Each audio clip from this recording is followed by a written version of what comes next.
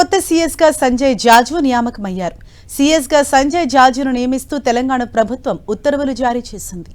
1992 IAS batch Telangana క్యాడర్కు చెందిన senior IAS Sanjay జాజు 3 రోజుల క్రితం కేంద్ర సర్వీసుల నుంచి రిలీవ్ అయ్యారు.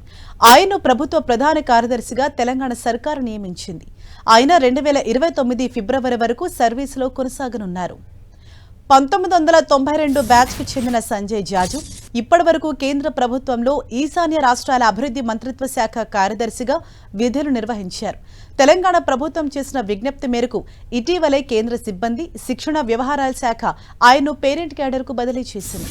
3 రోజుల క్రితం ఆయన కేంద్ర సర్వీసుల నుంచి రిలీవ్ అయ్యారు. ప్రస్తుతం సీఎస్గా ఉన్న కె రామకృష్ణారావు పదవీకాలం ఈ నెల 30తో ముగియనుంది. దీంతో సంజయ్ జాజును రాష్ట్ర తదుపరి ప్రభుత్వ ప్రధాన కార్యదర్శిగా నియమిస్తూ ప్రభుత్వం నిర్ణయం తీసుకుంది. జూలై 1 నుంచి ఆయన బాధ్యతలు స్వీకరించనున్నారు. ఉమ్మడి ఆంధ్రప్రదేశ్లోనూ సంజయ్ జాజు కీలక బాధ్యతలు నిర్వర్తించారు. విజయవాడ సబ్ కలెక్టర్గా, పశ్చిమ గోదావరి కలెక్టర్గా, హైదరాబాద్ నగరపాలక సంస్థ అదనపు కమిషనర్గా, పౌర సరఫరాల సంస్థ కమిషనర్గా పనిచేశారు. 2014 నుంచి కేంద్ర సర్వీసులో ఉన్నారు. రాష్ట్ర విభజన తర్వాత సంజయ్ జాజును తెలంగాణ క్యాడర్కు కేటాయించగా అదే ఏడాది డిప్యూటేషన్ పైన కేంద్ర సర్వీస్కు వెళ్లారు.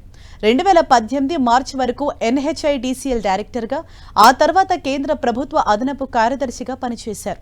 2024 నుంచి కేంద్ర సమాచార ప్రసార శాఖ కార్యదర్శిగా కొనసాగుతున్నారు. తెలంగాణ ప్రభుత్వ విజ్ఞప్తి మేరకు కేంద్ర ప్రభుత్వం కేంద్ర సర్వీసులో ఉన్న సంజయ్ జాజును తిరిగి సొంత రాష్ట్ర క్యాడర్కు పంపుతూ కీలక నిర్ణయం తీసుకుంది.